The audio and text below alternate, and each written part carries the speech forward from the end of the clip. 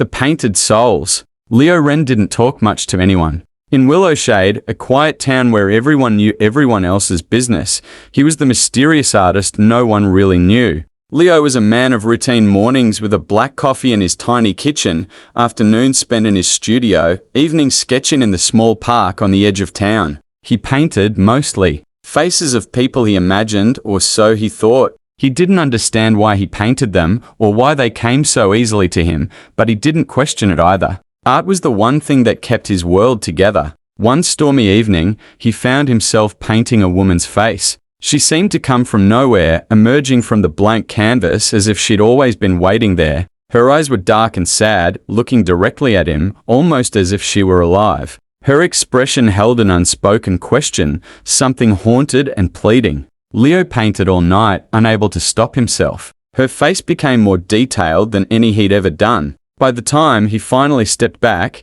it was as if she were right there in the room with him, her gaze following him wherever he went. It left him feeling both unsettled and strangely connected, though he couldn't understand why. The next morning, Leo decided to hang the painting in his gallery, the small one-room shop he'd built into his house. The gallery didn't get much traffic, but it was his way of sharing his work without having to face people directly. He thought little of it as he turned the sign to open and went about setting up his supplies for the day. A few hours later, the doorbell chimed. Leo looked up to see a man in his 40s standing in the doorway. His clothes were drenched from the rain, his face pale, but he didn't seem to notice. The man's eyes went straight to the painting of the woman, and he froze, staring. "Where did you get that painting?" The man's voice was barely a whisper. Leo felt a prickle of discomfort. I painted it," he replied, unsure why he felt guilty saying it. "I painted her last night." The man swallowed hard, his hands trembling. "But that's my wife," he whispered, his voice choked with emotion.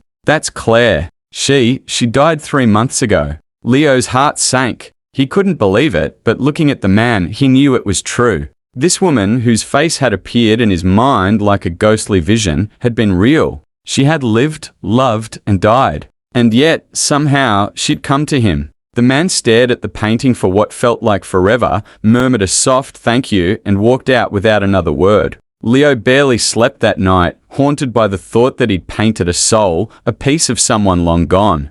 Days turned into weeks, and Leo tried to move on, though he couldn't shake the feeling that something had changed. The next painting came slowly, but one evening he found himself painting another face. This time it was a young boy with a mischievous grin, a spark of life in his eyes. Leo felt a pang in his chest, sensing a story, a history he couldn't place. He finished the painting the following morning, placing it reluctantly in the gallery, already fearing what he'd discover. Later that day, a woman walked in, her eyes immediately drawn to the boy's portrait. She let out a strangled cry, clutching her chest. "That's my son," she said, her voice breaking. "He died last year in an accident." Leo felt his throat tighten. How could this be happening? He had never met these people, yet somehow their images filled his mind, urging him to bring them to life on canvas. The woman left, her eyes wet with gratitude, but Leo was left reeling.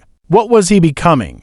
Was he some kind of bridge between worlds? Over the next few months, more faces came to him. Sometimes they were laughing, sometimes they were solemn, each one carrying a story he'd never know. Each one found someone in his gallery who recognized them, someone who left with tears or a smile, as if they'd been given one last moment with their loved one. The townspeople began whispering about him, calling him a medium, a haunted artist, a man touched by the afterlife. Leo never stopped painting, but he couldn't shake the feeling that his life was no longer his own. The faces haunted him, filling his dreams and waking hours. He painted not for himself, but for them, the lost souls who somehow found him, using his hand to reach out to those they'd left behind. In the end, Leo didn't know if he was cursed or blessed. All he knew was that he was part of something larger, something beyond his understanding.